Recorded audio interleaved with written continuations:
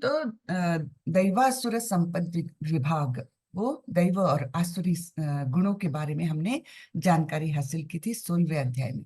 और उसका अंत कैसा किया था? हरे कृष्णा। उसका अंत देखिए, वो चैप्टर का अंत ऐसा किया था भगवान ने कि जो शास्त्रों की अवहेलना करता है और मनमाने ढंग से कार्य करता है, उसे ना तो सिद्धि, ना सुख, न ही परम गति की प्राप्ति होती है। तो कई लोग बोलते हैं ना, नहीं नहीं, मुझे मेरे मन को जो पटेगा मैं वही करूंगा। ऐसा थोड़ी है कि बस इसी भगवान की पूजा करना है, इसी तरीके से करना है और ये बोलना है मैं अपने मन से करूंगा, है ना। मुझे जिस दिन चाहिए मैं व्रत रख लूं, मैं जिस दिन चाहे ये बाकी कुछ भी कार्य कर लूं, है ना। मैं अपने मनमाने ढंग से करूंगा, ऐसे बहुत लोगों का कहना रहता है ना। किसी ने बोल दिया अरे गुरुवार का व्रत करना चालू कर दो, बड़ा अच्छा रहता है, बस चालू कर दिया। उसके पीछे कोई आधार है, शास्त्रों का आधार है, नहीं है, वो बिल्कुल नहीं देखते। इस प्रकार वे मनमाने ढंग से कार्य करते हैं। तो भगवान साफ बोलते हैं उसे न तो सिद्धि, ना सुख, न ही परम गति प्राप्त होती है। तो यानी जो नियम शास्त्रों ने बनाए हैं उनका हमने अनुपालन करना ही चाहिए। और फिर आखिरी श्लोक में भगवान बताते हैं 16वें अध्याय के, तस्मात् शास्त्र प्रमाणम ते कार्य व्यवस्थित ज्ञात्वा शास्त्र विधानोक्तम कर्म कर्तुम इहार्हसि। अतएव मनुष्य को यह जानना चाहिए कि शास्त्रों के विधान के अनुसार क्या कर्तव्य है और क्या अकर्तव्य है। उसे ऐसे विधि विधानों को जानकर कर्म करना चाहिए जिससे वह क्रमशः ऊपर उठ सके। हम्म, तो ये जानकारी रहना, ये नहीं कि मुझे पता ही नहीं है इसलिए मैं गलत राह पर जा रहा हूँ, वो कोई एक्सक्यूज नहीं है। तो उसके लिए कोई माफी नहीं है। जैसे हम देखते हैं हमारे शासकीय आदेशों के भी, हमारी हमको जानकारी नहीं है इसलिए हमने उसका अनुपालन नहीं किया, इसलिए वो नियम नहीं पालन किया, ये हमारे लिए कभी एक्सक्यूज नहीं होता। मुझे पता ही नहीं है कि इनकम टैक्स भी भरना पड़ता है इसलिए मैंने कभी भरा ही नहीं, ये कोई एक्सक्यूज हुआ? नहीं, कभी ना कभी इनकम टैक्स वाले आएंगे और आपसे अच्छे से उसका फाइन वसूल करेंगे और मतलब आपको उस समय बड़ी तकलीफ हो जाएगी, है ना। तो वैसे ही हमारे ये भगवान ने बनाए हुए नियम हैं, उनकी जानकारी हमने लेना चाहिए और उसी के अनुसार हमारा कर्म भी करना चाहिए। ठीक है, तो यहाँ पर ये 16वां अध्याय खत्म हुआ था, उसी के लाइन में आगे अब 17वां अध्याय आने वाला है ना। श्रद्धा के बारे में भगवान ने बताया था, है ना। अपने मनमाने ढंग से कार्य करते हैं तो वो योग्य नहीं है। तो उसी के कंटिन्यूएशन में ये श्रद्धा के विभाग, इसके बारे में अर्जुन अभी प्रश्न पूछने जा रहे हैं 17वें अध्याय। ठीक है, हर एक चैप्टर का अगले चैप्टर के साथ कोई लिंक है, तो वो थोड़ा सा हमने जानना चाहिए। इसलिए मैं हर अध्याय की शुरुआत में थोड़ा सा पिछला रिकैप लेकर के फिर आगे बढ़ती हूँ।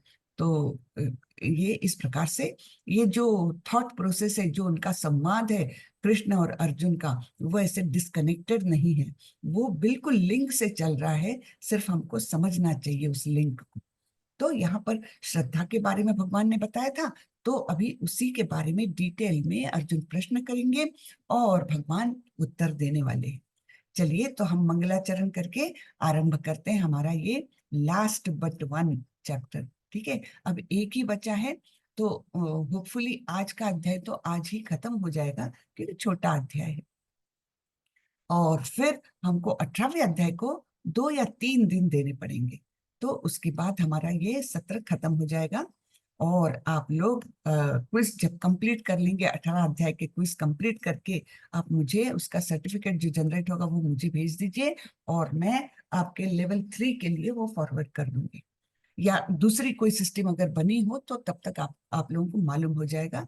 क्योंकि पिछले सेशन में तो ऐसा ही हुआ था, सारे डिवोटीज ने मुझे सर्टिफिकेट भेजा था और मैंने उनको, हमारे विभाग जो हिंदी के विभाग प्रमुख है उनको फॉरवर्ड किया था और उसके बाद उन लोगों को सबको लिंक आई थी। बिना सर्टिफिकेट के ये नहीं होगा, इसलिए सभी लोग सारे अध्याय का क्विज करें। और आखिरी का अध्याय भी जब हमारा चैप्टर वो हो जाएगा, 18वां अध्याय पूरा हो जाएगा, उसके बाद 18वां अध्याय भी पूरा करके सर्टिफिकेट जनरेट करवा ले और वो मुझे भेज दे। ठीक है, तो चलिए हम आगे बढ़ते हैं। पहले मैं मंगलाचरण करती हूँ। ओम नमो भगवते वासुदेवाय। ओम नमो भगवते वासुदेवाय। ओम नमो भगवते वासुदेवाय। ओम अज्ञानतिमिरान्धस्य ज्ञानाञ्जनशलाकया चक्षुरुन्मीलितं येन तस्मै श्रीगुरवे नमः। श्रीचैतन्यमनोभीष्टं स्थापितं येन भूतले स्वयं रूपः कदा मह्यं ददाति स्वपदान्तिकं।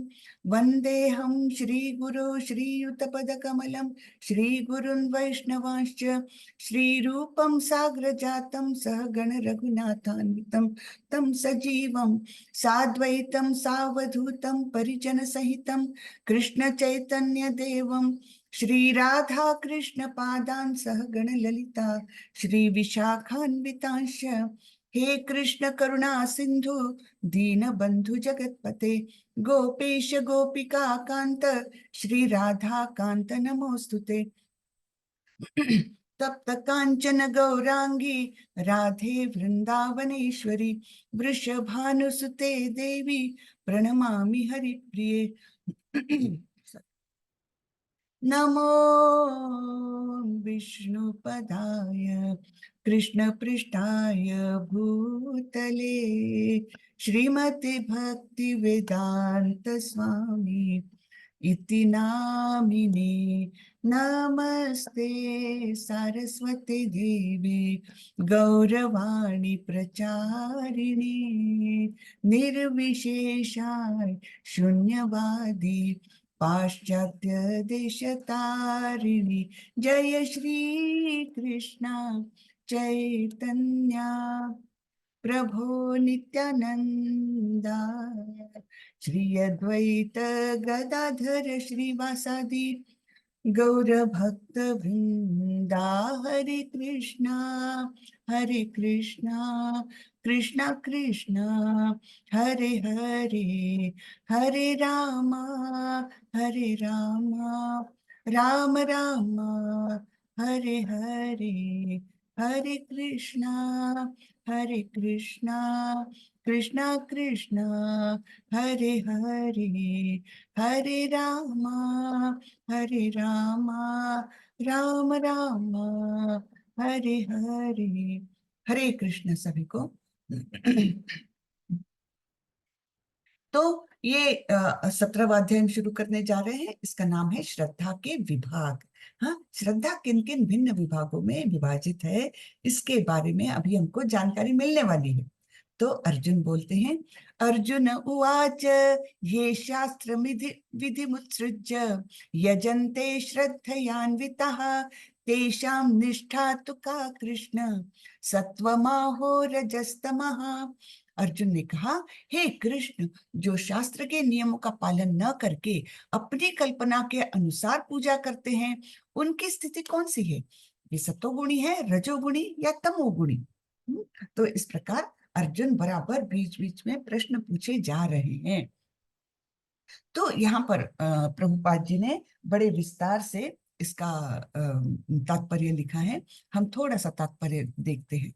हाँ, चतुर्थ अध्याय के 39वें श्लोक में कहा गया है कि किसी विशेष प्रकार की पूजा में निष्ठावान व्यक्ति क्रमशः ज्ञान की अवस्था में प्राप्त होता है और शांति तथा संपन्नता की सर्वोच्च सिद्धावस्था तक पहुंचता है। हाँ, तो क्या कहा गया है कि जो किसी विशेष प्रकार की पूजा में निष्ठावान व्यक्ति धीरे धीरे जैसे श्रद्धा उसकी बढ़ती जाती है तो वो ज्ञान की अवस्था को प्राप्त करता है और उसके माध्यम से उसे शांति मिलती है। वो श्लोक कौन सा है, मैं थोड़ा सा देख लेती हूँ, लिखा भी है, मैं बताती हूँ।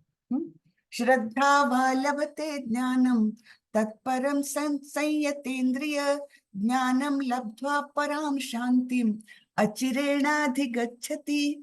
ठीक है, तो श्रद्धावान लभते ज्ञानम, जो श्रद्धावान व्यक्ति है वो धीरे धीरे ज्ञान प्राप्त करता है। श्रद्धावान लभते ज्ञानम तत्परम संयतेन्द्रिय, इंद्रियों का संयमन करने लगता है वो अपने आप, जैसे जैसे ज्ञान उसका बढ़ता है। और फिर क्या बोलते हैं, ज्ञानम लब्ध्वा पराम शांति। जब इस प्रकार का ज्ञान उसको परमात्मा के विषय में हो जाता है, तो उसके मन में परम शांति उत्पन्न होती है। हाँ, ज्ञानम लब्ध्वा पराम शांति अचिरेणाधिगच्छति, जो हमेशा हमेशा के लिए, मतलब उसका मन जो है वो एक शांति प्राप्त करता है। तो इस प्रकार का चौथे अध्याय में हमने देखा था। फिर 16वें अध्याय में यह निष्कर्ष निकलता है कि जो शास्त्रों के नियमों का पालन नहीं करता वह असुर है, और जो निष्ठा पूर्वक इन नियमों का पालन करता है वह देव है ना। हमने देखा था देव और असुर, उनमें भिन्नता क्या है।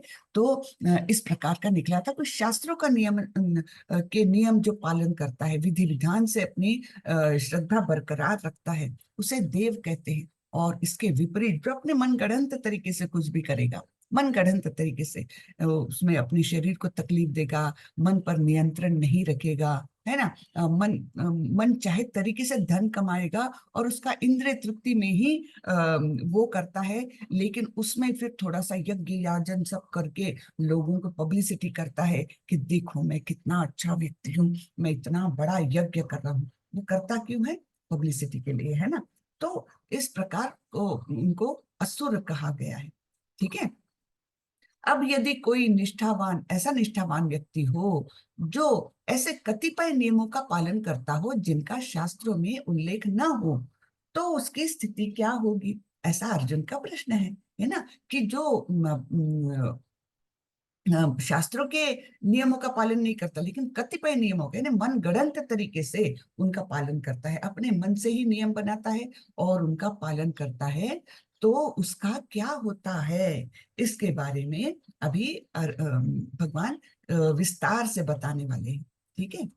तो श्री भगवानुवाच त्रिविधा भवति श्रद्धा देहिनां सा स्वभावजा सात्विकी राजसी चैव तामसी चेति तां शृणु। भगवान ने कहा, देहधारी जीव द्वारा अर्जित गुणों के अनुसार उसकी श्रद्धा तीन प्रकार की हो सकती है, सतोगुणी, रजोगुणी अथवा तमोगुणी। अब इसके विषय में मुझसे सुनो। ठीक है।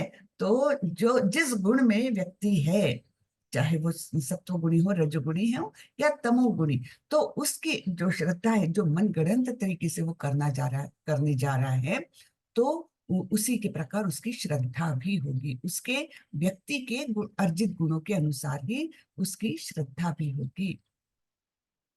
सत्वानुरूपा सर्वस्य श्रद्धा भवति भारत, श्रद्धा मयोऽयं पुरुषो यो दृच्छ स यदृच्छ यच्छ्रद्ध स एव स। हे भरत पुत्र, विभिन्न गुणों के अंतर्गत अपने अपने अस्तित्व के अनुसार मनुष्य एक विशेष प्रकार की श्रद्धा विकसित करता है। अपने द्वारा अर्जित गुणों के अनुसार ही जीव को विशेष श्रद्धा से युक्त कहा जाता है।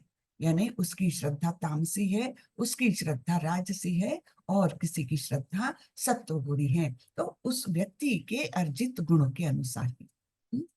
ऐसा यहाँ पर बताया गया है।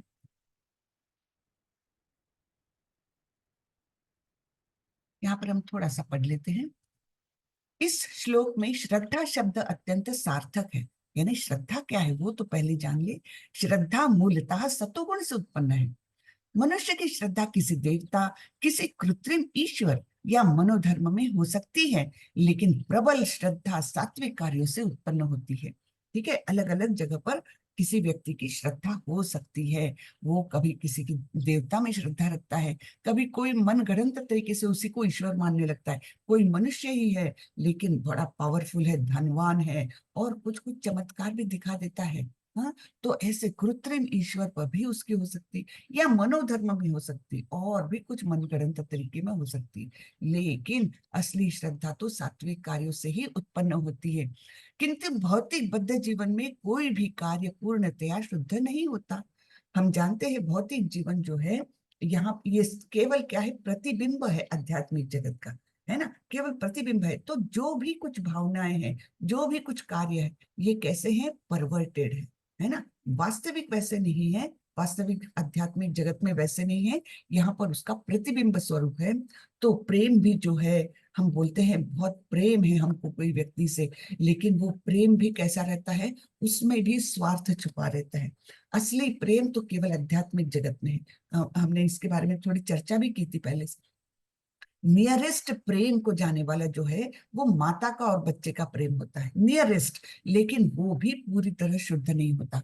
बाकी तो सारे प्रेम तो केवल कुछ हमारी क्या बोल सकते हैं, हमारे इंद्रिय संयमन के अगेंस्ट जा करके कोई भावनाएं होती है, उसके अनुसार होता है, स्वार्थ छुपा रहता है उसमें। ठीक है, तो शुद्ध भावना तो यहाँ भौतिक जगत में है ही नहीं। हाँ, लेकिन पूर्णतया शुद्ध नहीं होता, क्योंकि सत्व गुण भी पूर्णतया शुद्ध नहीं है। वे सब मिश्रित होते हैं, वे शुद्ध सात्विक नहीं होते। शुद्ध सत्व दिव्य होता है। शुद्ध सत्व में रहकर मनुष्य भगवान के वास्तविक स्वभाव को समझ सकता है। जब तक श्रद्धा पूर्णतया सात्विक नहीं होती, तब तक वह प्रकृति के किसी भी गुण से दूषित हो सकती है। ठीक है, तो हमने भी सावधान रहना चाहिए। कभी भी अपनी श्रद्धा को कोई गुण उसको बांध तो नहीं रहा है। थोड़ा हमने भी इंट्रोस्पेक्ट करते रहना चाहिए, क्योंकि हम कब गलत उस पे चले जाएंगे, कब हमको ये माया जकड़ लेगी, इसका भरोसा नहीं रहता। भगवान ने बोला है ना, दैवी ही ऐशा गुणमयी मम माया दुरत्य। ये माया जो है, ये भी भगवान की शक्ति और अत्यंत प्रबल शक्ति है। ठीक है, तो इसलिए इस भवसागर में कोई भी व्यक्ति शुद्ध स्वरूप में नहीं होता, बहुत ही रेयर होता है। जो शुद्ध भक्त होता है वो ही शुद्ध सत्व में रह सकता है ना। तो वो यहाँ पर रहकर भी, सॉरी,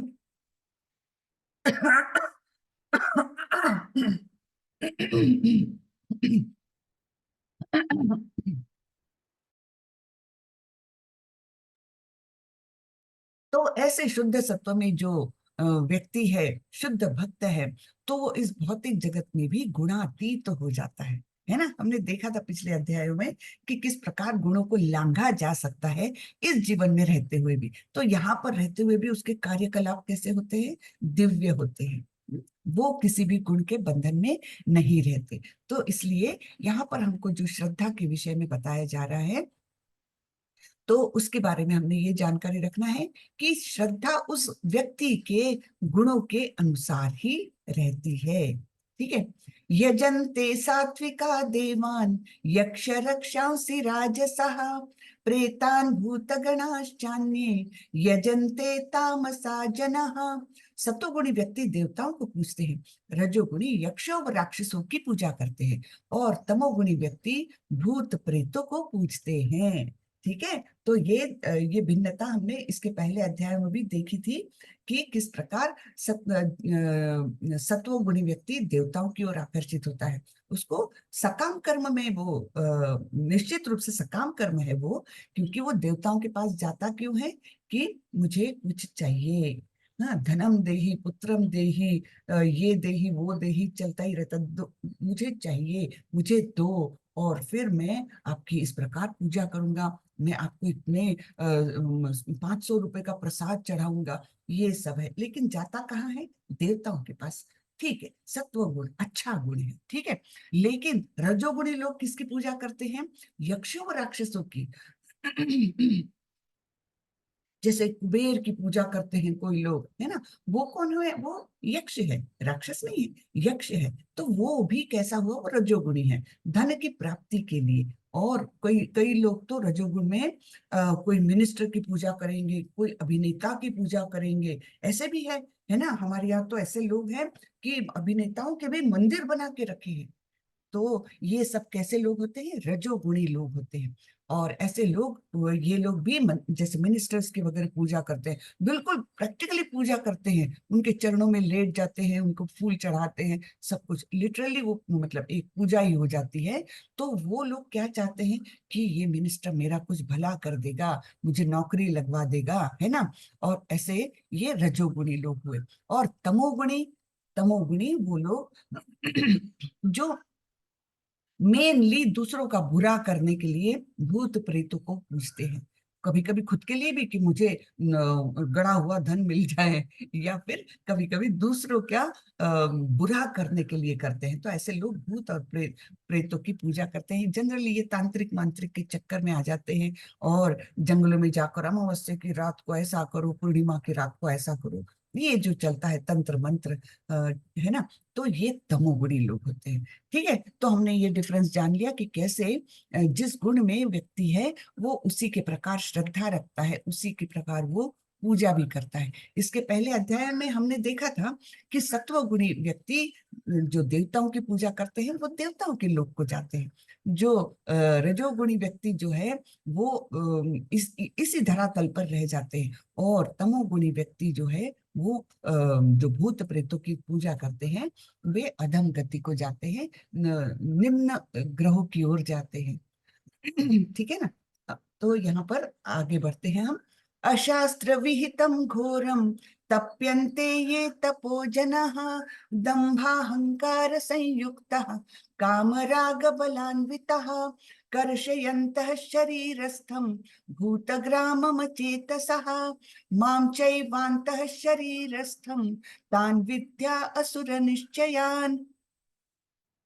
तो यहाँ पर भगवान बोलते हैं जो लोग दंभ तथा अहंकार से अभिभूत होकर शास्त्र विरुद्ध कठोर तपस्या और व्रत करते हैं, जो काम तथा आसक्ति द्वारा प्रेरित होते हैं, जो मूर्ख है तथा शरीर के भौतिक तत्वों को तथा शरीर के भीतर स्थित परमात्मा को कष्ट पहुंचाते हैं, वे असुर कहे जाते हैं। तो हमने कई इसमें देखा है ना, तपस्या कैसे करते थे ये राक्षस लोग भी। जैसे रावण ने भी कठोर तपस्या की, हिरण्यकशिपु ने भी कठोर तपस्या की, लेकिन किसकी की थी? हिरण्यकशिपु ने ब्रह्मा जी की। ब्रह्मा जी से क्या मांगा था? ऐसे लोग कृष्ण की ओर नहीं जाते, उनका मन ही नहीं होता कि हम कृष्ण की ओर जाएं, जो सारे सृष्टि के निर्माता है। वो ब्रह्मा जी की तरफ गए। हम्म ब्रह्मा जी की ओर गए और बड़ी कठोर तपस्या करके हिरण्यकशिपु ने क्या मांगा था कि मुझे अमरत्व चाहिए। कल ही हमने ये नरसिम्हा जयंती सेलिब्रेट की है ना, तो उसमें हमने विस्तार से, कल अगर आप लोग ज्वाइन किए होंगे शाम को, तो उसमें विस्तार से बताया था। हमारे नाम निष्ठादास प्रभु जी ने हमारे टेम्पल में पूरा कार्यक्रम हुआ, तो उसमें पूरा भागवतम का लिखा हुआ वो पूरा विवेचन किया था प्रभु जी ने। तो किस प्रकार से उन्होंने क्या मांगा था कि मुझे अमरत्व चाहिए। ब्रह्मा जी बोले भाई मैं ही अमर नहीं हूं, मैं तुमको अमरत्व कहाँ से दूं, है ना। तो अच्छा ठीक है, आप नहीं दे सकते तो मुझे ना दिन में मृत्यु हो ना रात में, है ना, ना घर के अंदर ना बाहर, ना देवता द्वारा ना प्राणी द्वारा ना मनुष्य द्वारा, है ना किसी शस्त्र से।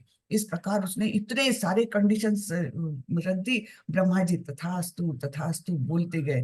तो ये तो बड़े खुश हो गए कि अरे मैंने तो सब कुछ फुलफिल कर दिया, अब मुझे कौन मार सकता है ना। तो मैंने इतनी सारी कंडीशंस रखी है कि वो अगर ब्रह्मा जी का वरदान है तो वो जो जो फुलफिल करने जाएगा तो मुझे तो मृत्यु आएगी ही नहीं, है ना, ये सोचा उसने। लेकिन भगवान ने ब्रह्मा जी के वरदान का भी रिस्पेक्ट किया, उसके अनुसार ही अपना अवतार लिया। और प्रहलाद महाराज ने जब वो बोला था कि हाँ इस खंबे में भी भगवान है, भगवान सर्वत्र है, तो अपने भक्त की वो वाणी को सत्य करने के लिए उन्होंने उस खंबे में ही पदार्पण किया था, है ना।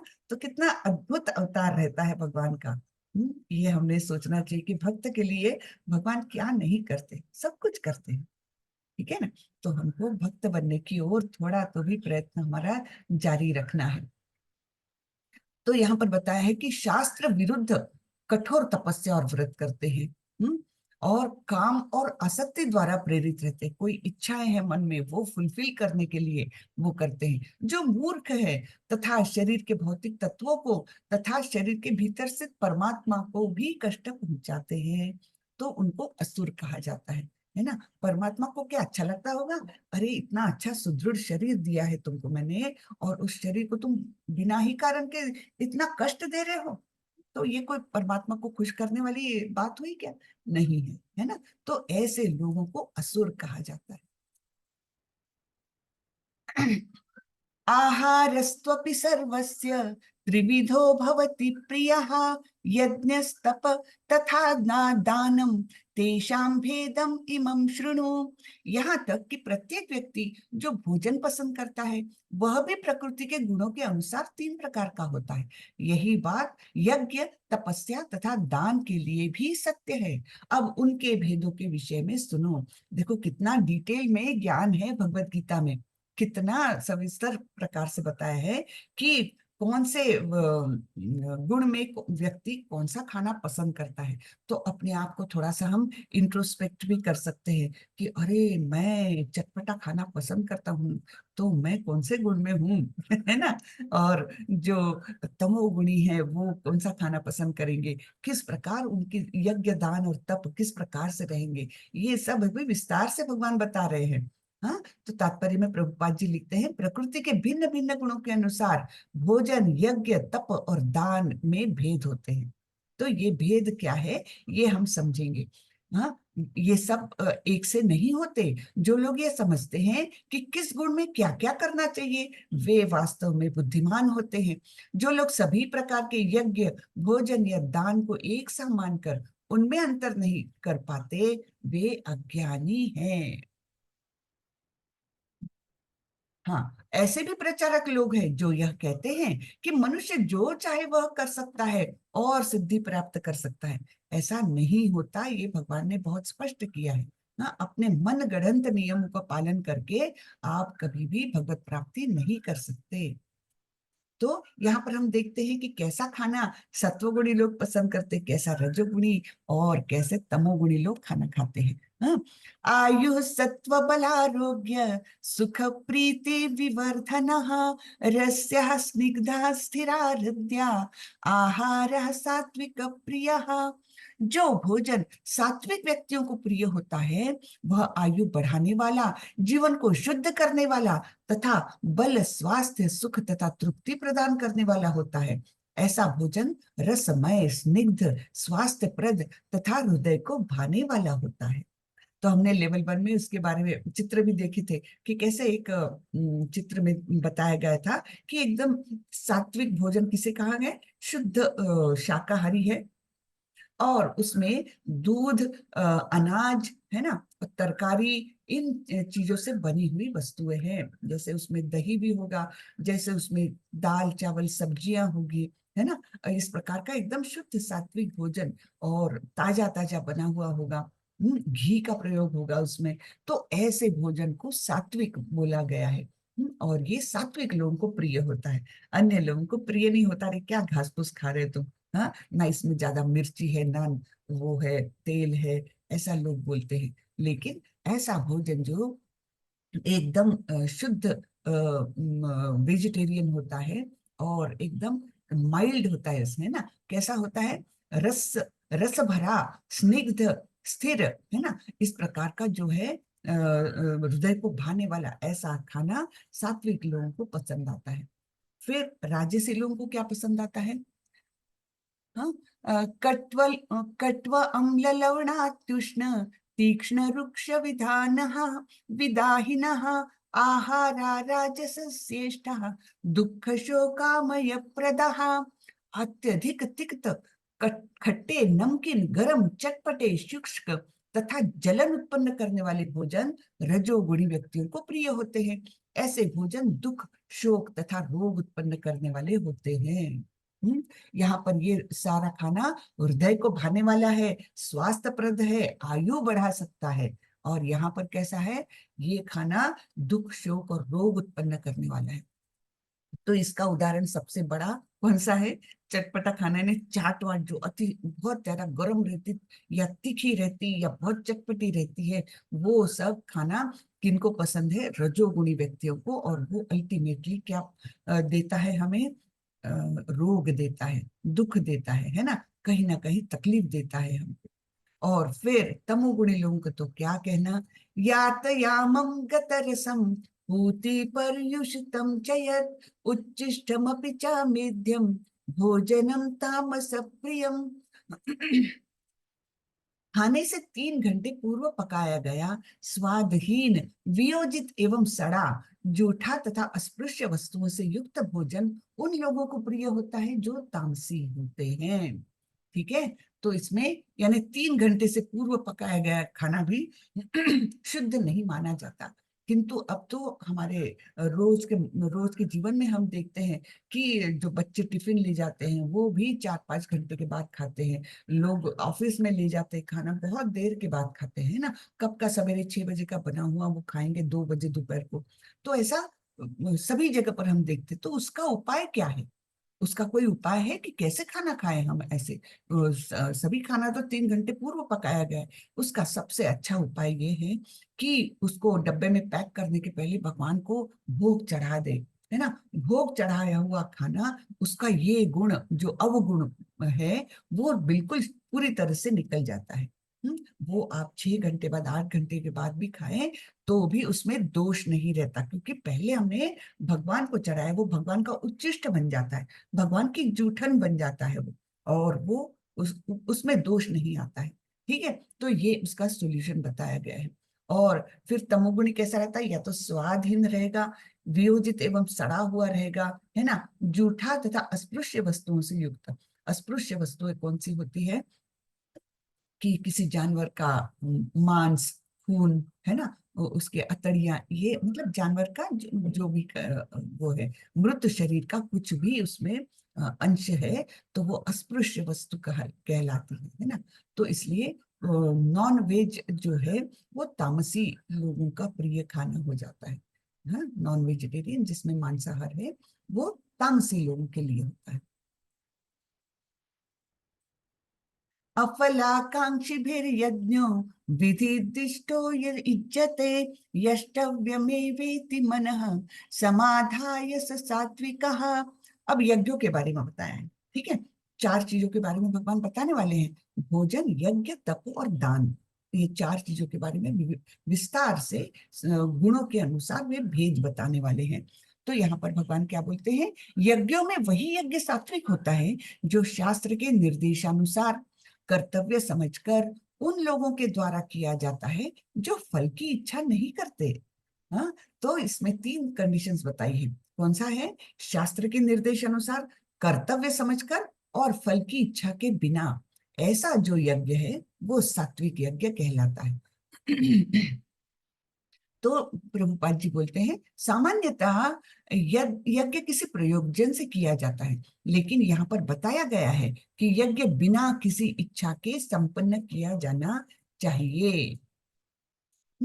इसे कर्तव्य समझकर किया जाना चाहिए। उदाहरणार्थ, मंदिरों या गिरजाघरों में मनाए जाने वाले अनुष्ठान सामान्यतया भौतिक लाभ को दृष्टि में रखकर किए जाते हैं, लेकिन यह सत्वगुण में नहीं है। मनुष्य को चाहिए कि वह कर्तव्य समझकर मंदिर या गिरजाघर में जाए, भगवान को नमस्कार करे और फूल तथा प्रसाद चढ़ाए। प्रत्येक व्यक्ति सोचता है कि केवल ईश्वर की पूजा करने के लिए मंदिर जाना व्यर्थ है, लेकिन शास्त्रों में आर्थिक लाभ के लिए पूजा करने का आदेश नहीं है। मनुष्य को चाहिए कि केवल अर्च विग्रह को नमस्कार करने जाए, इससे मनुष्य सतोगुण को प्राप्त होगा। प्रत्येक सभ्य नागरिक का कर्तव्य है कि वह शास्त्रों के आदेशों का पालन करे और भगवान को नमस्कार करे। तो कई लोग मंदिर में जाना यानी व्यर्थ का वो मानते हैं, लेकिन वो जाना चाहिए शास्त्रों के अनुसार। वहां जाके केवल आप उनको फूल अर्पण करो, कुछ फल अर्पण करो, नमस्कार करो, उनकी स्तुति करो, है ना, और इस प्रकार नम्रता से उनकी शरण जाने की कोशिश करो। बस वो ही सबसे अच्छा है, ना कि बड़ा भारी यज्ञ का आयोजन करो। इस प्रकार से नहीं बोला है। अभिसंधाय तु फलम दंभार्थमपि चैव यत् इज्जते भरत श्रेष्ठ तम यज्ञम विद्धि राजसम। लेकिन हे भरत श्रेष्ठ, जो यज्ञ किसी भौतिक लाभ के लिए या गर्ववश किया जाता है उसे तुम राजसी जानो। तो कई यज्ञों का आयोजन तो ऐसे ही होता है ना, कोई पॉलिटिकल लीडर कोई ऐसे यज्ञ का आयोजन करता है, ये हजारों लाखों का खर्चा करता है, लोगों को बुलाता है, बड़ा भारी खाना आयोजित करता है, लेकिन वो काय के लिए रहता है? या तो उसको पॉपुलैरिटी बढ़ानी है ना, या फिर उसको उस यज्ञ के द्वारा भगवान से मांगना है कि मुझे जिता दो भाई। इस इलेक्शन में इस प्रकार का जो है उसे राजसी कहा गया है। ठीक है। विधिहीनम असृष्टान्नम मंत्रहीनम अदक्षिणम श्रद्धा विरहितम यज्ञम तामसम परिचक्षते। जो यज्ञ शास्त्र के निर्देशों की अवहेलना करके प्रसाद वितरण किए बिना, वैदिक मंत्रों का उच्चारण किए बिना, पुरोहितों को दक्षिणा दिए बिना तथा श्रद्धा के बिना संपन्न किया जाता है, वह तामसी माना जाता है। ठीक है। तो इसमें कितने सारे उसने प्रमाद कर दिए। प्रसाद का वितरण नहीं किया, शास्त्रों के निर्देशों का अवहेलना कर दी, फिर वैदिक मंत्रों का उच्चार नहीं किया ना। कुछ तो हमने स्तुति करना ही चाहिए, उसके लिए कुछ तो मंत्र हमने कंठस्थ करने चाहिए, जो भगवान के सामने हमने बोलना चाहिए। अब मंत्रों की ही क्यों बात आती है? क्योंकि मंत्र श्रेष्ठ लोगों ने बनाए हैं, और उन शब्दों का, उस उच्चारण का भी बहुत महत्व है, क्योंकि ध्वनि जो है ना, इसका बहुत महत्व बताया गया है। हाँ, ध्वनि के द्वारा वो कंपन जो निर्माण होता है, वो हमारे शरीर के लिए भी और सारे वातावरण के लिए भी वो एक बहुत अच्छा काम करता है। इसलिए वैदिक मंत्रों का उच्चारण एक अपना ही महत्व रखते हैं। हाँ, फिर पुरोहितों को दक्षिणा दिए बिना तथा श्रद्धा के बिना संपन्न किया जाता है, वो तामसी है। तो ये 3 प्रकार के यज्ञ हमने देख लिए। अब क्या देखने वाले हैं हम? तपस्या। तपस्या में भी 2-3 प्रकार के किए हैं भगवान ने। तप, शारीरिक तप क्या है, मन का तप क्या है, वाणी का तप क्या है, ये तप में भी कैटेगरीज की है भगवान ने। ठीक है। तो यहाँ पर देखते हैं हम, देव द्विज गुरु प्राज्ञ पूजनम शौचमार्जवम ब्रह्मचर्य अहिंसा च शारीरम तप उच्यते। परमेश्वर, ब्राह्मणों, गुरु, माता पिता जैसे गुरुजनों की पूजा करना तथा पवित्रता, सरलता, ब्रह्मचर्य और अहिंसा ही शारीरिक तपस्या है। हाँ, 1 मिनट। हरे कृष्णा। आज शायद से क्षमा माता जी नहीं है ना? हाँ आ, माता जी नहीं है वो। हाँ, तो कोई प्लीज अटेंडेंस लिंक डालते रहिएगा। हाँ माता जी भेज दिया है। भेज दिया है क्या? Okay, good. जी। तो इस प्रकार की ये शारीरिक तपस्या बताई गई है ना, कि परमेश्वर और ब्राह्मण और फिर गुरु, माता पिता इत्यादि का पूजन, और पवित्रता, सरलता, ब्रह्मचर्य और अहिंसा, ये शारीरिक तपस्या है। अनुद्वेगकरं वाक्यं सत्यं प्रियहितं च यत् स्वाध्यायाभ्यसनं चैव वाङ्मयं तप उच्यते। सच्चे, भाने वाले, हितकर तथा अन्यों को क्षुब्ध न करने वाले वाक्य बोलना और वैदिक साहित्य का नियमित पारायण करना, यही वाणी की तपस्या है। ठीक है। शरीर की तपस्या देखी, अब ये वाणी की तपस्या। कैसा बोलना चाहिए? हमारे मुंह से जो शब्द निकले वो कैसे होने चाहिए? सच्चे होने चाहिए, एट द सेम टाइम भाने वाले होने चाहिए, है ना। सामने वाले को कठोर शब्द नहीं बोलना चाहिए, उसके हित कर ही बोलना चाहिए। कि उसका भला हो, कोई चीज में हम उसको, उसका भला कर सके, ऐसे शब्द हमारे मुंह से निकले, और अन्यों को क्षुब्ध न करने वाले। किसी को भी मानसिक यातना देना एक हिंसा है। तो ऐसे, इस प्रकार से किसी को भी गुस्सा दिलाए ऐसे शब्द हमारे मुंह से कभी नहीं निकलने चाहिए। और वैदिक साहित्य का नियमित पारायण, है ना, ये वाणी की तपस्या है। तो रोज कोई ना कोई एक प्रार्थना का हमने उच्चारण करना चाहिए। उच्चारण करने से फिर वो वाणी हमारी जो है वो शुद्ध होने लगती है। मन प्रसाद सौम्यत्वं मौनम आत्म विनिग्रह भाव संशुद्धिरित्येतत् तपोमान समुच्यते। तथा संतोष, सरलता, गंभीरता, आत्म संयम एवं जीवन जीवन की शुद्धि, ये मन की तपस्या है। तो वाणी की तपस्या देखी, शरीर की तपस्या देखी, अब मन की तपस्या के बारे में भगवान ने बताया है कि मन में संतोष रहना चाहिए, मन सरल रहना चाहिए। सरल इन द सेंस क्या? इसमें कपट नहीं होना चाहिए, कि मुंह से बोलना एक और मन में रखना एक, ये सरलता नहीं होती। अंतर बाह्य जो एक ही है वो सरल है ना। गंभीरता, है ना, गंभीरता है ने, गंभीरता से उच्चृंख मन नहीं होना चाहिए कि अभी ये पसंद आ रहा, अभी वो पसंद आ रहा है, ये करना है, इधर से उधर उड़ने वाला मन नहीं चाहिए। गंभीर रहना चाहिए, स्थिरता रहनी चाहिए उसमें। आत्म संयम एवं जीवन की शुद्धि, ये मन की तपस्याएं हैं। आत्म संयम यानी अपने मन पर काबू रखना है।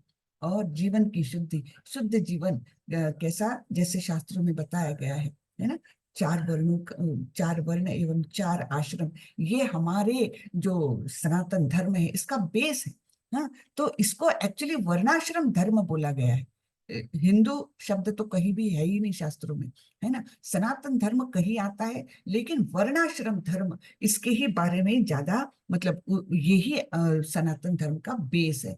तो वर्णाश्रम धर्म के अनुसार गृहस्थ ने गृहस्थ के अनुसार बिहेव करना चाहिए। ब्रह्मचारी है, उसने ब्रह्मचर्य का पालन करके और विद्यार्जन करना चाहिए। ये जो है, ये सारे हमारे जीवन को शुद्ध बनाते हैं, और यही हमारे मन की तपस्या भी है। श्रद्धया परया तप्तं तपस्तत्त्रिविधं नरैः अफलाकांक्षिभिर्युक्तैः सात्विकं परिचक्षते।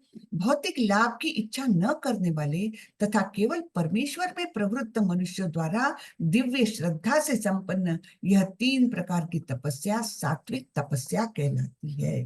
हाँ? तो तीन प्रकार की तपस्या कौन सी, देखिए हमने शरीर, मन और वाणी, है ना, इन तपस्याओं को, ये तपस्या सात्विक तपस्या कहलाती है, जो हमने ऊपर देखा है ना।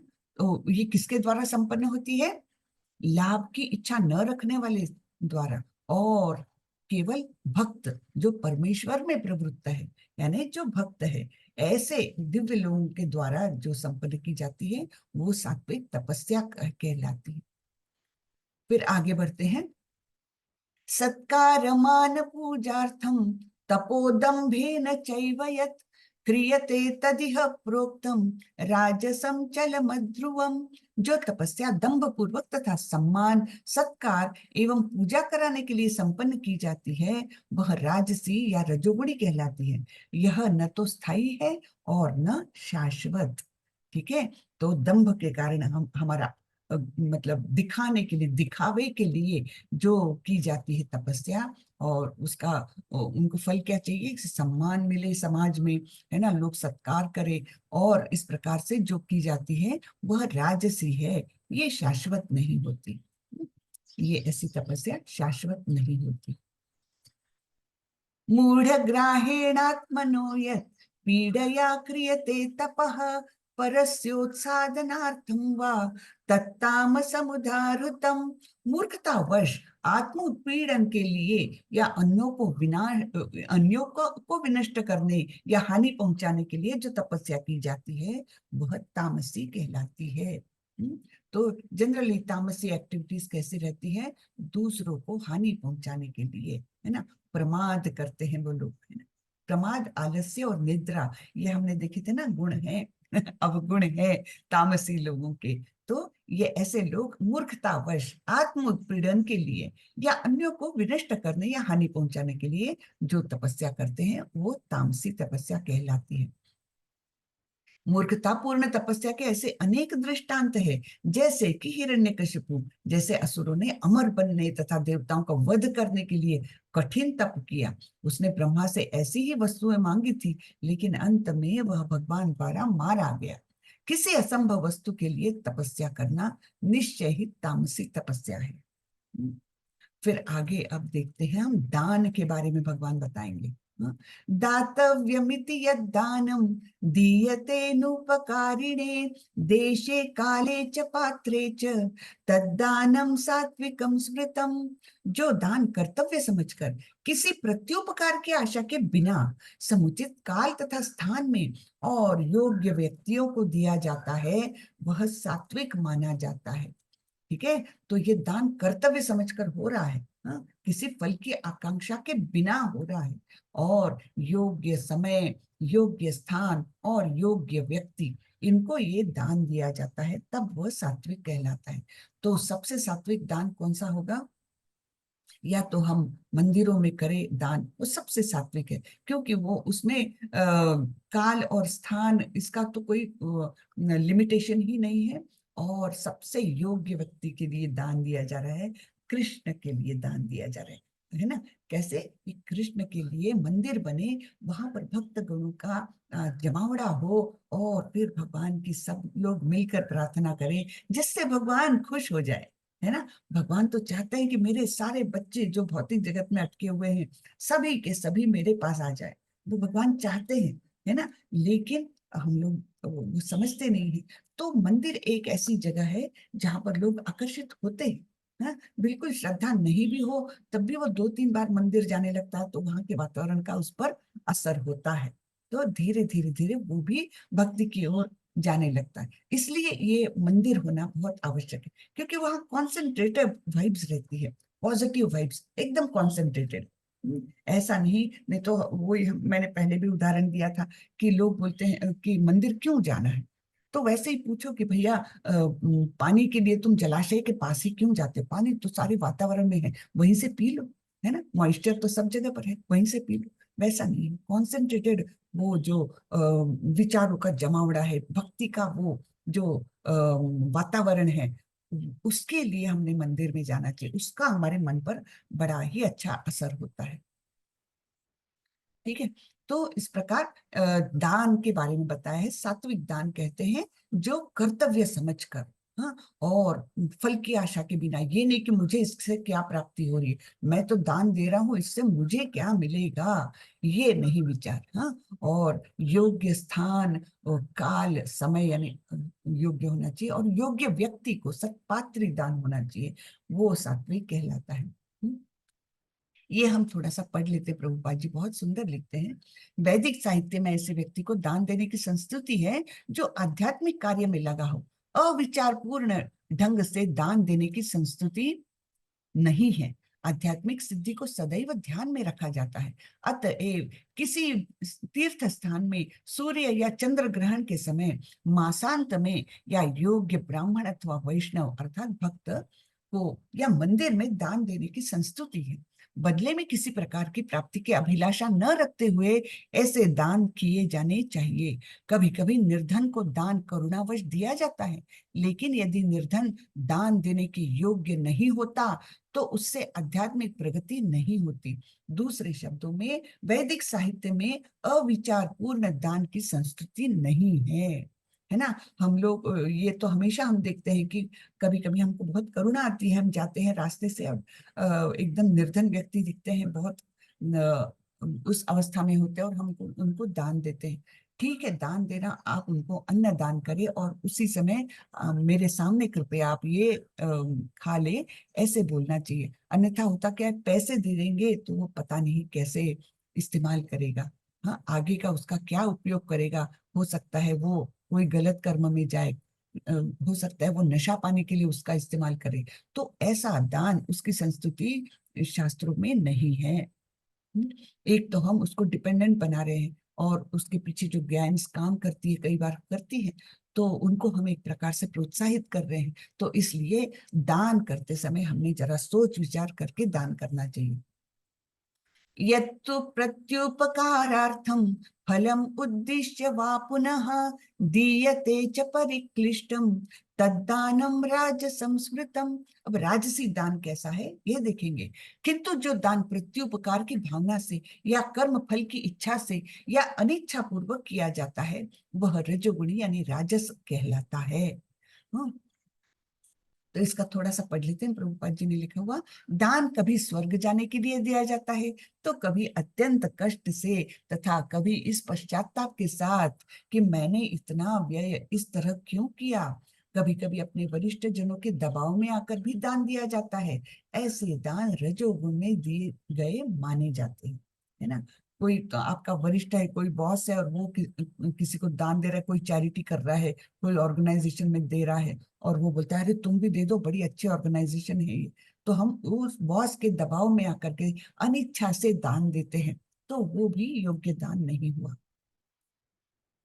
अदेश काले यद्दानम अपात्रेभ्यश्च दीयते असत्कृत अवदत् अव एक मिनट, असत्कृतम अवज्ञातम तत्तामसमुदाहृतम, तथा जो दान किसी अपवित्र स्थान में, अनुचित समय में, किसी अयोग्य व्यक्ति को या बिना समुचित ध्यान तथा आदर से दिया जाता है, वह तामसी कहलाता है ना। अपवित्र जगह में, अनुचित समय में और अयोग्य व्यक्ति को ऐसा दान एकदम तामसी है। जैसे हमने लेवल 1 में इसका एग्जाम्पल क्या दिया था, एक व्यक्ति ऐसा बोर्ड लगा के बैठा है, please help me, I need money for needs. हाँ, यानी क्या, मुझे नशा करने के लिए पैसों की जरूरत है, और कोई उसको पैसे भी देते हुए जा रहे हैं। तो ये क्या हुआ, हम तो उसको एकदम और अज्ञान के अंधकार में और तमस में उसको डालने की मदद कर रहे हैं। तो ये तो एकदम ही तामसी दान हुआ। ऐसा दान कभी भी नहीं करना चाहिए, जिसका विनियोग बहुत गलत करने होने जाने वाला है ना। तो ये इस प्रकार अपात्र यानी अयोग्य व्यक्ति को दान देना एकदम तामसी होता है, और बिना समुचित ध्यान तथा आदर से, अरे यार ले लो चलो यार जाओ, ऐसा करके भी किसी को दान देना बहुत गलत बात है। ठीक है, तो ये भी पढ़ लेते हैं और क्लियर हो जाएगी हमारी कंसेप्ट। यहाँ पर मद्यपान तथा द्यूत क्रीड़ा में व्यसनी के लिए दान देने को प्रोत्साहन नहीं दिया गया। ऐसा दान तामसी है। ऐसा दान लाभदायक नहीं होता, वरन इससे पापी पुरुषों को प्रोत्साहन मिलता है। इसी प्रकार यदि बिना सम्मान तथा ध्यान दिए किसी उपयुक्त व्यक्ति को दान दिया जाए, तो वह भी तामसी है।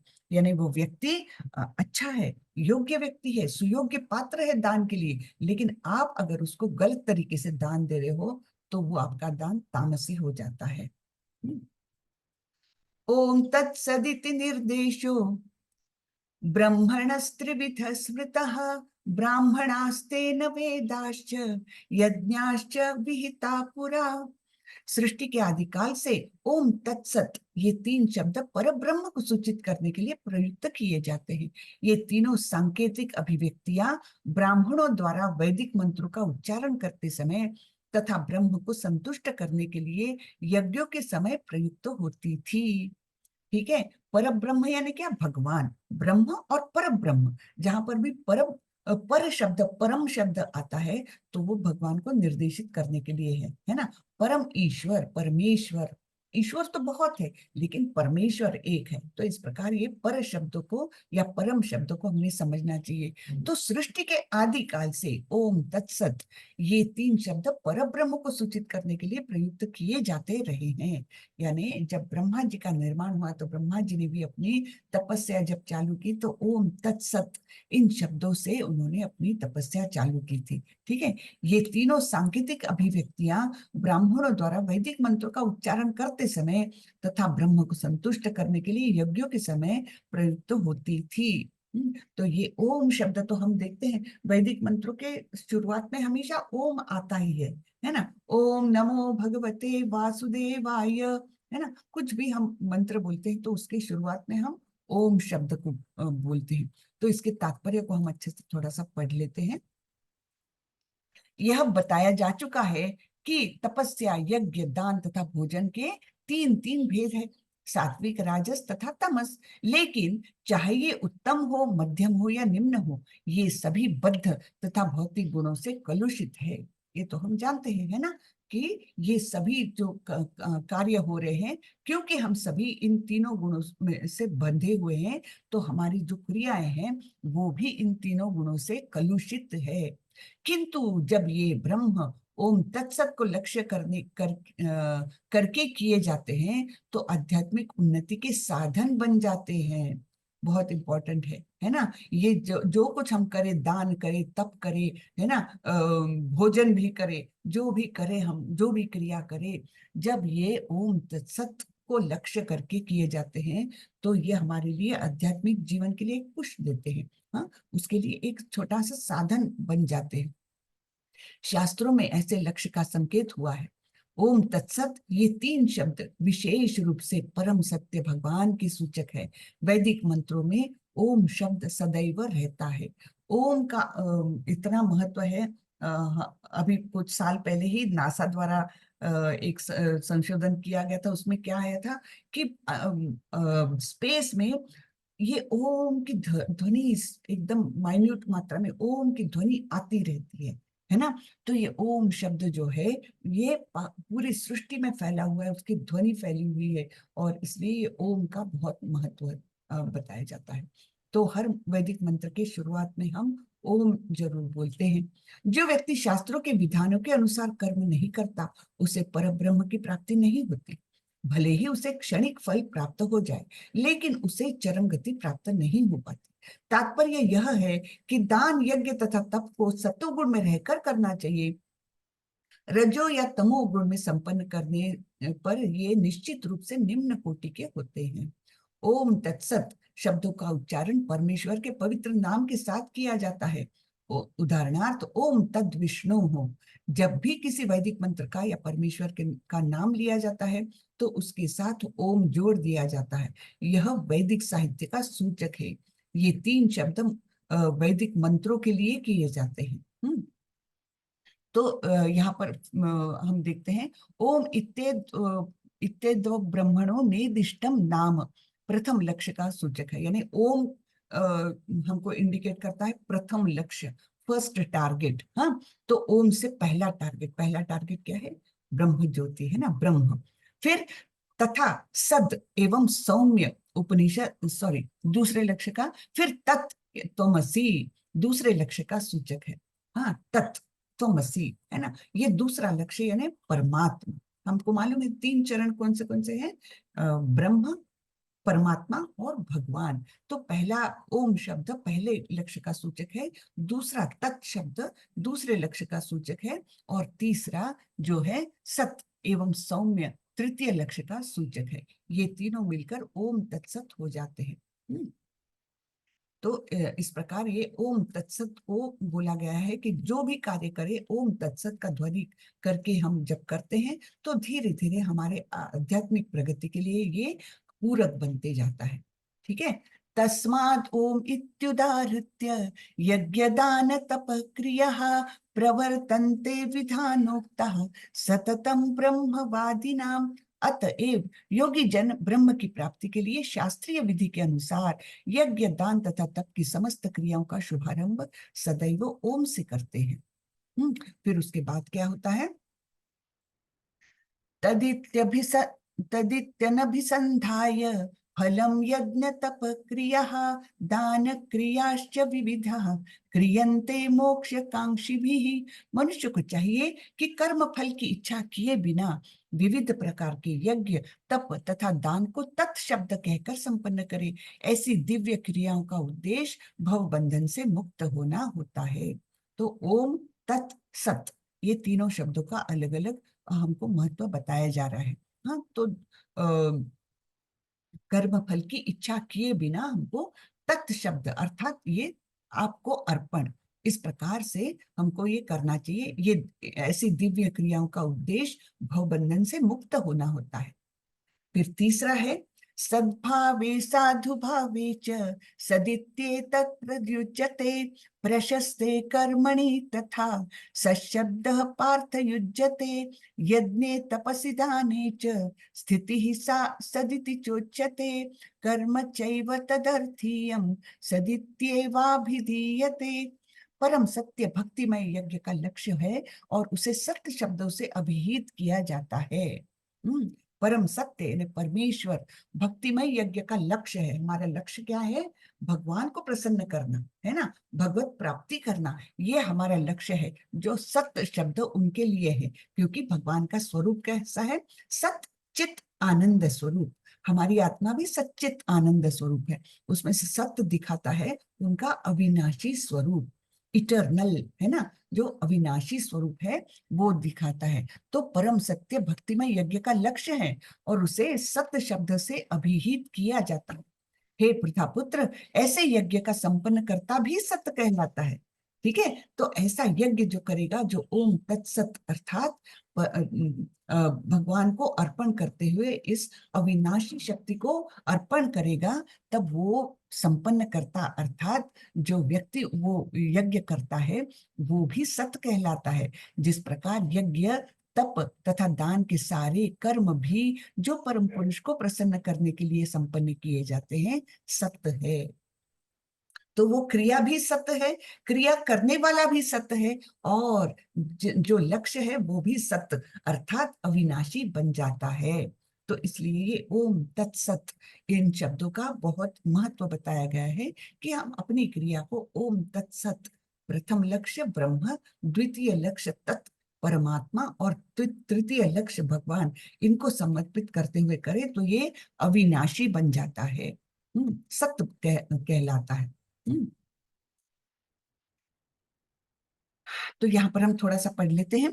प्रशस्ते कर्मणि अर्थात नियत कर्तव्य सूचित करते हैं कि वैदिक साहित्य में ऐसी कई क्रियाएं निर्धारित है जो गर्भाधान से लेकर मृत्यु तक संस्कार के रूप में है। ऐसे संस्कार जीव की चरम मुक्ति के लिए होते हैं। ऐसी सारी क्रियाओं के समय ओम तत्सत उच्चारण करने की संस्तुति की जाती है। सद्भाव तथा साधु भाव आध्यात्मिक स्थिति के सूचक है। कृष्ण भावनामृत में कर्म करना सत्य है, और जो व्यक्ति कृष्ण भावनामृत के कार्यों में के प्रति सचेष्ट रहता है वह साधु कहलाता है। श्रीमद् भागवत में कहा गया है कि भक्तों की संगति से आध्यात्मिक विषय स्पष्ट हो जाते हैं। ये सब हम मन गढ़ंत तरीके से नहीं कर सकते, हमको भक्तों की संगति से और गुरु के माध्यम से ये सब करना चाहिए, गुरु के मार्गदर्शन में करना चाहिए। हाँ, तो ये भक्तों की संगति से आध्यात्मिक विषय स्पष्ट हो जाता है। इसके लिए सताम प्रसंगात शब्द व्यवहृत किए हुए हैं। बिना सत्संग के दिव्य ज्ञान की उपलब्धि नहीं हो पाती। किसी को दीक्षित करते समय या यज्ञोपवीत धारण करते समय ओम तत्सत शब्दों का उच्चारण किया जाता है। इसी प्रकार सभी प्रकार के यज्ञ करते समय ओम तत्सत या ब्रह्म ही चरम लक्ष्य होता है। तदर्थीयम शब्द ब्रह्म का प्रतिनिधित्व करने वाले किसी भी कार्य में सेवा करने का सूचक होता है, जिसमें भगवान के मंदिर में भोजन पकाना तथा सहायता करने जैसी सेवाएं या भगवान के यश का प्रसार करने वाले अन्य कोई भी कार्य सम्मिलित है। इस तरह ओम तत्सत शब्द समस्त कार्यों को पूरा करने के लिए कई प्रकार से प्रयुक्त किए जाते हैं। तो चलिए आगे बढ़ते हैं। अश्रद्धया हुतम दत्तम तपस्तप्तम कृतम च यत् असदित्युच्यते पार्थ न च तत्प्रेत्य नो इह। हे पार्थ, श्रद्धा के बिना यज्ञ दान या तप के रूप में जो भी किया जाता है वह नश्वर है, वह असत कहलाता है और इस जन्म तथा अगले जन्म दोनों में ही व्यर्थ है। ठीक है, तो ये आखिरी श्लोक आता है इस अध्याय का। तो पहले बताया है कि श्रद्धा किस 3 प्रकार में विभाजित की है। जो जिस गुण में है वैसे ही उस श्रद्धा को उस गुण चिपक जाता है, लेकिन बिना ही श्रद्धा से किया तो क्या होता है? ये होता है कि श्रद्धा के बिना अगर यज्ञ दान या तप किया जाता है तो वो असत है ना, और वो व्यर्थ है। इस प्रकार यहाँ पर बताया गया है। तो यहाँ पर ये अध्याय खत्म हुआ हमारा। किसी को कुछ प्रश्न हो तो पूछ सकते हैं। 17वां अध्याय यहाँ पर हमारा खत्म हुआ है। बस अब आखिरी अध्याय 18वां बचेगा। ठीक है, उसे हम 2 या 3 दिनों में खत्म करेंगे, तो उसके बाद ये हमारा सत्र खत्म हो जाएगा। हरे कृष्ण आदित्य प्रभु। हरे कृष्णा माता जी। हरे कृष्ण। माता जी मुझे कुछ पूछना था। जी माता जी। माता जी मैं क्विज कर रही थी तो उसमें मतलब कुछ क्वेश्चंस जो है ना वो जैसे चैप्टर के अंदर भी नहीं है और वो उनके आंसर्स गलत है मतलब। ऐसा क्या? आप कृपा हाँ कर जी। एक काम करेंगे, आप जैस, जो जैस, क्वेश्चंस आपको मैं डाउटफुल लगते हैं ना, तो हाँ जी हाँ जी उनकी लिस्ट बना करके आप मैंने क्षमा माता जी मैंने स्क्रीनशॉट भेजे हैं। भेजे हैं क्या? हाँ, जो नंबर आपने दे रखा ना और कुछ के रह गए हैं वो भी मैं भेज दूंगी। जैसे मतलब था कि स्वर्ग पे नियंत्रण किसका है? हाँ, किस पर? स्वर्गीय स्वर्गीय नियंत्रक कौन है? हाँ, तो उसमें इंद्रिय होंगे। स्वर्ग स्वर्गीय की। नियंत्रक नहीं, हाँ जी। स्वर्गीय नियंत्रक नहीं नहीं। नहीं माता जी, हाँ, स्वर्ग का नियंत्रक स्वर्ग का, हाँ जी। स्वर्ग का नियंत्रक कौन है? हाँ जी हाँ जी। हाँ, तो क्या उत्तर लिखा आपने? इंद्र इंद्र। लेकिन हाँ, उसमें माता जी गलत आया कि मारीच। अच्छा अच्छा, ऐसे ही मैंने कुछ क्वेश्चंस भेजे हैं स्क्रीनशॉट करके, अच्छा। और एक दो और हैं वो भी मैं भेज दूंगी। क्षमा माता जी को भेजिए ना आपने। अ, ये क्षमा, ये जिनका नंबर आ रहा था क्विज में, हाँ ठीक है, वो एक क्षमा हाँ माता जी को भेजा होगा। हाँ जी, उनको भेजे हैं मैंने। ठीक है। तो एक बार आप चेक कर लेना अच्छा, कि मैं सारे बात कर लूंगी उनसे। भक्तों को परेशानी ना होए। ठीक है ठीक तो है, जरूर जरूर, ठीक है, धन्यवाद ठीक माता है। जी। हाँ, होता है हाँ ऐसा, क्योंकि हम हाँ लोग हाँ, सभी लोग मतलब ऐसे ही है। आप ही जी लोगों जी, में से हम थोड़ा सा हाँ एक जी साल जी आगे, जी, तो हाँ हो सकता है, जी कुछ जी, गलत हो एक हाँ सकता है, टाइपिंग हाँ, एरर हो हो सकता सकता है है, माता जी, हाँ हमारे में भी कुछ मिस्टेक हो, सॉफ्टवेयर लेकिन या सॉफ्टवेयर में भी गड़बड़ हो सकता है कि वो हाँ बराबर हाँ सिलेक्शन नहीं हो रहा है, हाँ ऐसा भी हाँ, तो हो सकता है सब। भक्तों को परेशानी ना हो तो आप एक बार चेक कर लेना। ठीक है ठीक है, जी, मैं ठीक है करती माता जी। हूँ। ओके, हरे धन्यवाद। कृष्णा माता जी, हरे सादर कृष्ण, प्रणाम। धन्यवाद। आदित्य प्रभु, आपको कुछ पूछना है? हाँ, हरे कृष्ण माता जी। हरे कृष्ण जी। माता जी, मेरे दो प्रश्न हैं। एक तो प्रश्न मेरा अरे ये है कि जैसा संपूर्ण गीता से हमें एक नॉलेज मिलती है कि किसी भी मनुष्य की जो प्रवृत्ति है या उसके जीवन जीने की जो शैली है वो मेनली तीन तरह के अलग अलग गुणों में विभाजित होती है। अच्छा, हम अपना डेली जो रूटीन है उसमें देखते हैं कितने लोगों से हमारा सामना होता है, सोसाइटी में हम देखते हैं। तो मैं देखता हूँ कि अधिकतर लोग जो हैं उनका अधिकांश समय जो है वो तमोगुणी जो प्रभाव है उसमें अधिक रहता है, और रजोगुणी में उससे कम, और सतोगुणी में वो बहुत ही कम रहता है। जी। तो अच्छा, कुछ व्यक्ति ऐसे होते हैं जो अक्सर जिनसे आप बातचीत करते हो आपको महसूस होगा कि वो हमेशा ही तमोगुणी प्रभाव में अधिक रहते हैं, उसी हाँ में रहते हैं। हाँ जो हमारा जीवन जीने, एक्चुअली एक देखा जाए तो श्रीमद् भगवत गीता जो है एक तरह से हमारे लाइफ को जीने का मैनुअल है कि हमें जो है वो आदर्श तरीके से जीवन कैसे जीना चाहिए। तो इस तरह, क्योंकि उनके पास एक अपॉर्चुनिटी मिली है मानव जीवन में अपने को सुधारने की, और अगले जन्म को और अपने जो मतलब भविष्य में अपने आप को सुधार करके और भगवान की शरण में जाने की मिली है। तो ऐसे में किस तरह से इस तरह का व्यक्ति जो है अपने आप को ट्रेन करे, है ना, कि वो धीरे धीरे उसकी जो प्रवृत्ति है वो सतोगुण की तरफ चली जाए और वो अपने बाकी बचे जीवन को और आने वाले समय को सुधार सके। ऐसा है प्रभु कि भगवान चांस तो सबको देता है, लेकिन वो चांस ग्रैब करने वाले बहुत कम रहते हैं, बहुत कम रहते हैं, है ना। तो भक्तों की संगति कहीं ना कहीं उस व्यक्ति को भी स्पर्श करके जाती है, लेकिन वो उसको पहचानता ही नहीं है, और उस संगति को वो मतलब नकारता है एक प्रकार से। भगवान तो चाहते हैं सबको मेरे पास आना है, लेकिन वो उतना जो चांस मिलता है उसको ग्रैब करना भी तो बहुत इंपॉर्टेंट है।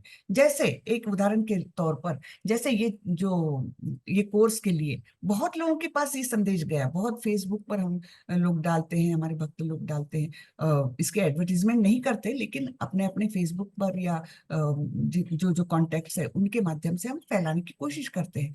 तो कई लोगों के पास जाते हैं, उसमें से एक हाथ कोई ज्वाइन करने को देखता है, ज्वाइन करता वो भी पहले दिन ही, कई लोग बोर होके अरे ये अपने बस का नहीं है ऐसे करके निकल जाते। तो ये क्या हुआ, भगवान ने तो उस तक वो संदेश पहुंचाया कि भैया ये मार्ग तुम अपना सकते हो, अच्छा मार्ग है।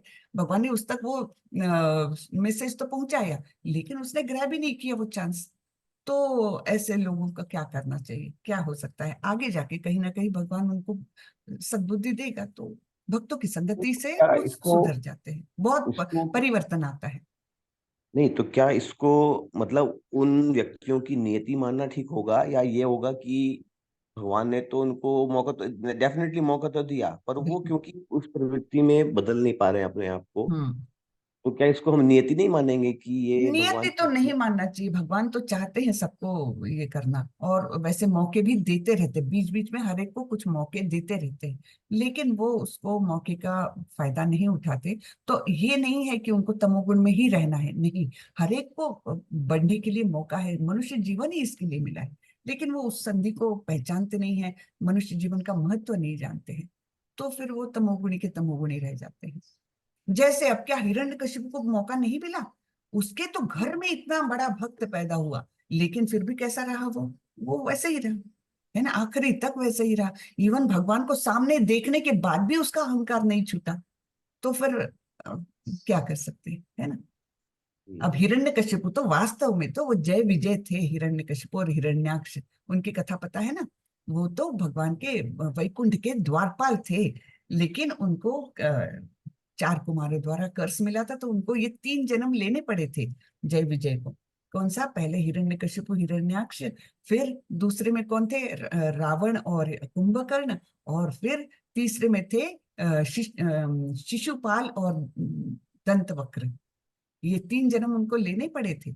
लेकिन है ना, तो हम हिरण्यकशिपु से ही देख सकते कि इतना बड़ा भक्त घर में है उसके, लेकिन उन पर असर नहीं हुआ, बल्कि उनकी तामसी वृत्ति और बढ़ती रही क्रोध में। तो ये तो ऐसा है, चांस मिला है, उसको योग्य तरीके से ग्रैब कौन करता है वो आगे बढ़ता है, नहीं तो नहीं बढ़ता। जी माता जी, दूसरा जो मेरा प्रश्न है वो क्विज को लेके है। जी। क्विज में एक्चुअली जैसे अभी माता जी बता रही थी, तो मुझे लगता है कि जब हम उसको डिटेल में पढ़ते हैं ना, तो वो सब क्लियर हो जाता है। कई बार हमें डाउट होता है कि शायद आंसर गलत दिया हुआ है, अच्छा। लेकिन ऐसा नहीं, पहले मुझे भी लगा था, लेकिन जब हम उसको श्लोक को उसकी मीनिंग को ध्यान से पढ़ते हैं ना, कई बार जो उसके शब्दार्थ दिए हुए हैं उसको भी ध्यान से पढ़ते हैं तो क्लियर हो जाता है। मुझे लगता है ज्यादातर आंसर सही है, कोई ऐसा मुझे नजर नहीं आया कि जो गलत अच्छा हो। अच्छा तो अच्छा, मुझे लगता है वेरी कि गुड। उसको डिटेल में पढ़ने की जरूरत है। जी माता जी, मेरा क्वेश्चन ये है इसमें कि जैसे हम लोग क्विज अटेम्प्ट कर रहे हैं, तो इसमें कुछ क्राइटेरिया है इसका आगे बढ़ने के लिए, कि जैसे में क्राइटेरिया रखते हैं कि कम से कम इतने मार्क्स तो आने ही चाहिए तभी हम योग्य हुए थर्ड लेवल पे जाने के लिए। तो इसमें कोई क्राइटेरिया है ऐसा, या ठीक है सबको इसके अटेम्प्ट कर बारे रहे में, हाँ मतलब पासिंग अगर हो गया आपको, ओके वो मिल गया, तो आपका सर्टिफिकेट जनरेट हो जाएगा। इसके हैं? बारे में पासिंग मुझे भी कितना? डिटेल में पता नहीं है प्रभु, लेकिन जो मेरी जानकारी है तो ऐसा कुछ क्राइटेरिया तो नहीं रखा है। वो सर्टिफिकेट ही हम्म। नहीं जनरेट होगा अगर आपने उतना फुलफिल नहीं किया तो। तो क्विज तो प्रभु पूरा जी, अटेम्प्ट कर एक लेता है एक आदमी। मिनट, सुशील प्रभु, आपको कुछ पता है कि इसके बारे में कुछ मिनिमम का क्राइटेरिया है क्या? सुशील प्रभु, आप हैं क्या? हरे कृष्ण। सुशील प्रभु जी नहीं है। नहीं है? अच्छा, आप बता सकती है। माता जी, बस इसमें ये कि मार्क्स की तो कोई दिक्कत नहीं है इसमें। अगर हाँ, आपने बिल्कुल क्लियर किया तो सर्टिफिकेट आएगा। ऐसा ना। जी। ठीक है। तो ऐसा कुछ होना है तो नहीं आदित्य प्रभु? तो मतलब ये है कि उसमें मेजोरिटी तो आने ही चाहिए। आदमी इतना कोर्स 1 महीना कर किया है तो उसको हम्म। 70-80% तो आने ही चाहिए जी फिर भी। जी जी हरे कृष्णा माता जी, जी, हरे धन्यवाद, बहुत कृष्ण। बहुत धन्यवाद। धन्यवाद प्रभु। संकुल करुणा माता जी, धन्यवाद। हरे कृष्ण। करुणा माता जी, हरे कृष्णा। करुणा माता जी,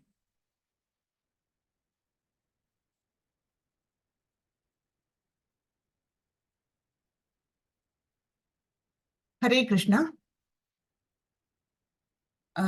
ठीक है, हम आगे बढ़ते हैं। चलिए, मुझे लगता है और किसी ने, सुदीप्ता माता जी। हरे कृष्ण माता जी। हरे माता कृष्ण। जी, ऐसा है कि अगर ओनली 5 या 6 क्वेश्चंस राइट है और बाकी अगर नहीं है तो उसमें मार्क्स नहीं आते हैं। हाँ, फिर तो वो प्रॉपर मार्क्स आने चाहिए। हाँ, जैसे ऐसे हो गया था कि मैं कर रही थी तो और करंट चला गया तो मेरा लैपटॉप शट डाउन हो गया था। तो मैंने 4-5 ही क्वेश्चन किया था। फिर जब करंट आया तो देखा कि उसमें मार्क्स नहीं आए। मतलब ये नहीं हो सकता है, फिर से करना पड़ता है। अच्छा, ठीक ठीक। जी माता जी। ओके, हरे धन्यवाद कृष्ण। माता जी। धन्यवाद माता जी। करुणा माता जी, आपको कुछ पूछना है? हरे कृष्णा। करुणा माता जी। हरे कृष्ण माता जी, दंडवत प्रणाम। धन्यवाद, प्रणाम माता जी, बोलिए। माता जी, जैसे आज के चैप्टर में स्टार्टिंग में ही बता दिया गया था कि 3 तरह की पूजाएं इस तरह के लोग इस तरह से करते हैं। तो माता जी, पीछे के 4-5 साल पहले मेरे से भी एक गलती हुई कि मैं भी ये जादू टोने और इस तरह की चीजों में पड़ गई थी। तो अब लगता है कि हमने वो गलत किया। तो अब उस चीज से हम मतलब अपने आप को कैसे छुटकारा पाएं? आपको तो छुटकारा मिल गया ना माता जी, आपने अगर अभी भक्ति की लाइन ले ली है तो आपको छुटकारा मिल गया, दोबारा से ना करे कभी भी, है ना? तो अभी आपको तो आपकी गलती मतलब का एहसास हुआ। उस जी, उसके दोष से हम अपने आप को कैसे बचा सकते हैं क्या? बस भक्ति सारे दोष निकालती जाती है माता जी, चिंता ना करें। भक्ति में आ गए तो आप सोचिए कि पिछला हमारे साथ नहीं जाता। भगवान उसको धीरे धीरे धीरे उस पापों का क्षय होते जाता है जैसे जैसे हम आगे बढ़ते हैं। उसके बारे में अभी चिंता ना करें, जो पिछले जीवन में हो गया, है ना? हम सभी लोग मतलब कुछ ना कुछ गलतियां किए ही है जीवन में, तभी तो भौतिक जगत में है। तो सभी लोगों ने कुछ तो पाप का संचय है, लेकिन जैसे भक्ति में आ जाते हैं धीरे धीरे धीरे वो पाप क्षय होने लगता है। हाँ, उसका वो कम कम होने लगता है, निकल जाता है। अभी पिछला कुछ भी ये गलती की और ये मेरे से ये पाप हो गया, अभी वो पिछला सोचने की जरूरत नहीं, आगे का देखना है कि इसके आगे का मेरा जीवन शुद्ध तरीके से जाए, इसके आगे में एक क्षण भी ऐसा न गवाऊं कि मुझे भगवान का स्मरण न होए, है ना। भगवान की जितनी हो सकती है उतनी सेवा मुझे करनी है, अगला देखना है, पीछे का नहीं देखना। ड्राइविंग करते समय हम आगे देखते हैं ना, पीछे नहीं देखते, आगे का देखिए। अच्छा, एक चीज और थी, जैसे आपने कहा था कि माला करनी है, तो माला में ना मेरा अभी वैसे ध्यान नहीं लगता है, तो मेरी जो आवाज है सिर्फ मैं उसी पे ही ध्यान लगा पाती हूँ, तो क्या बस ये वही ठीक करना है? है, बस वही करना है माता जी, और कुछ करना ही नहीं है। केवल अपने आवाज को ध्यान से सुनना है, शब्द स्पष्ट होने चाहिए और उस आवाज को ही सुनना है, वही करना है, बाकी कुछ नहीं करना अभी अपने को। हाँ, उतना ही ट्राई करना ठीक है है कि माँ। एकदम पूरा ध्यान पूर्वक अपनी ही आवाज सुने। बाकी उस समय फिर, अभी तो मन में बहुत विचार आएंगे, लेकिन धीरे धीरे धीरे वो भी आना कम हो जाएगा। उन विचारों को महत्व ही नहीं देना है ऐसे समय में, सिर्फ ध्यान रखना है कि मुझे मेरे शब्द अच्छे से सुनना है, उतना ही करना है। अभी ना तो भगवान की मूर्ति आंखों के सामने लाना, ये सब करना ही नहीं है। हमारे आचार्यों ने बिल्कुल मना किया है इस बात के लिए कि ये मनगढ़ंत तरीके से अभी मेरे आंखों के सामने कृष्ण की मूर्ति आ रही है और मैं ऐसा कर रही हूँ, ये सब नहीं करना है। हमारे आचार्य बिल्कुल मना करते हैं इसके लिए। शुरुआत में जब वो तो अपने आप वाली स्टेज है, वो बहुत बड़ी स्टेज है, इसलिए अभी उसके बारे में सोचना भी नहीं। अभी केवल अपनी ही आवाज बहुत ध्यान पूर्वक सुनना है, उस ध्वनि को ही आत्मसात करना है, उसके वाइब्रेशंस को फील करना है, बस, और कुछ करना ही नहीं है। हाँ माता जी। ठीक है माता जी, हाँ, ठीक है माता जी, धन्यवाद जी। माता जी। हरे कृष्ण, हरे हरे कृष्ण। कृष्ण। आरती माता जी। हरे कृष्ण माता जी, सादर हरे प्रणाम। कृष्ण, हरे कृष्ण सब। माता जी, वो मेरा वो जो प्रश्न उत्तर था ना, वो कंप्लीट हो गया है, और वो मैंने, आपने बोला था ना आपके व्हाट्सएप पे शेयर कर देना, तो वो सर्टिफिकेट मैंने कर दिया है। कर दिया है, अरे वाह। जी एक जी मिनट में माता चेक जी। करती हूँ, एक मिनट में, जस्ट।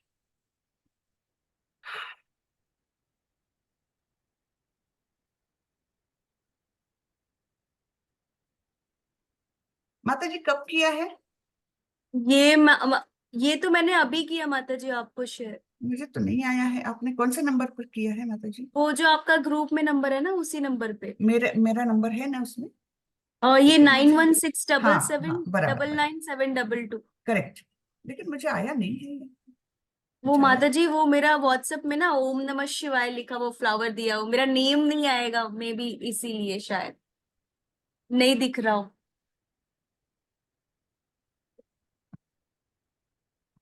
अच्छा, अभी आपका वो इंटरनेट ऑन है क्या? बिकॉज हाँ, वो बस सिंगल टिक दिखा रहा है। तो मुझे तो आया ही नहीं है, लेकिन सिंगल टिक दिखा रहा है, यानी फिर मुझे पहुंच गया होना चाहिए। हाँ। नहीं, नहीं आया है माता जी।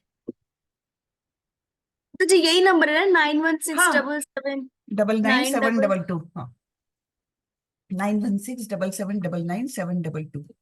ये मैंने भेजा है, मैंने लिखा है हरे ठीक है, कृष्ण माता जी करके। ओके ओके, मैं फिर से दोबारा भेज दूं क्या एक बार? भेज दीजिए ना, भेज दीजिए, आ जाएगा सर।